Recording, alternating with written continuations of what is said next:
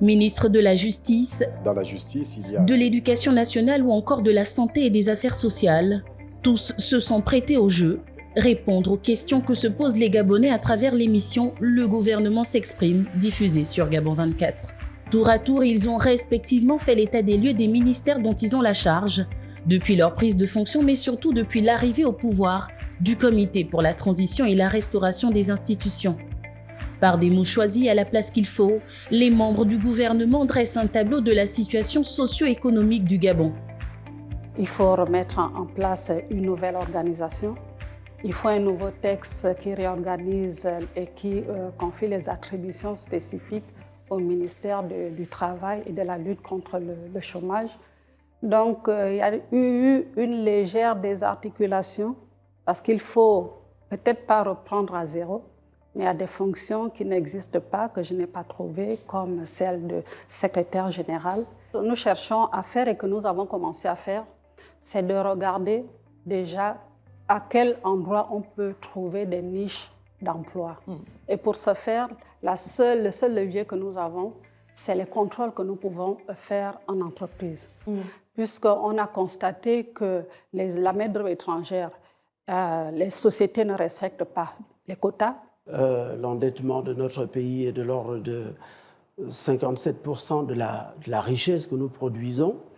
C'est très au-dessus de la référence, même de la moyenne des pays qui se construisent, même si le taux de référence, par exemple, la CEMAC dit « vous pouvez vous endetter jusqu'à 70%, nous sommes à 57%, c'est beaucoup ». Toutefois, ils ont présenté leur feuille de route qui devrait normalement être exécutée sur 2 années, période de la durée de la transition du CTRI. Au-delà de la feuille de route qui m'a été confiée, je l'ai adossé à un principe simple de management, parce que c'est l'homme qui reste au cœur de tout. Pour que ces contrôles se fassent, c'est bien les techniciens du ministère des Mines.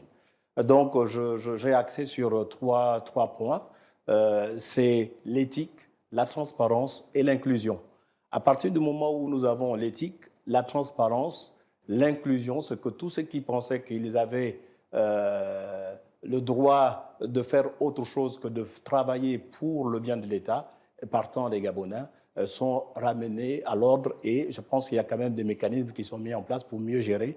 Et dans ce domaine, ce n'est pas toujours évident de soustraire quoi que ce soit parce que la sortie finale, c'est le port d'Ovando. Et là, je pense qu'il y a un pesoir. Et à cet instant, ce sera aux techniciens à la fois du ministère des Mines que des Finances, du budget, par la douane qui contrôle. Donc il y a quand même de double contrôle à ce niveau. Mais au-delà des perspectives et des ambitions, les problématiques actuelles auxquelles sont confrontées les populations demeurent. Quelles solutions pour quels résultats? Donner du travail aux Gabonais, c'est ce que le président de la transition, chef de l'État, nous a demandé.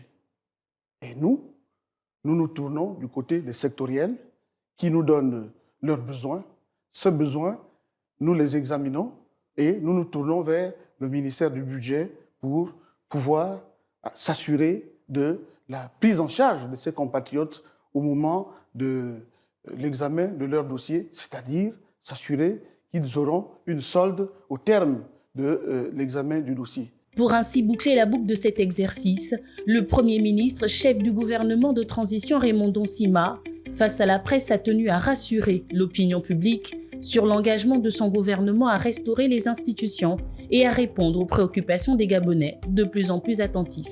Mon gouvernement va très très vite, il travaille très fort, croyez-moi. Je suis vraiment tout à fait convaincu de ça. Et je n'ai pas l'habitude de lancer des fleurs aux gens. Quand je ne suis pas content de quelqu'un, je lui dis que je ne suis pas content. On ne peut pas, dans le temps que nous avons eu, faire ce que nous avons fait et dire qu'on n'a rien fait. Ce n'est pas juste. La tâche est plus ardue alors. La tâche est ardue parce que la situation sociale et donc la situation économique est plus dégradée qu'il y a 10 ans.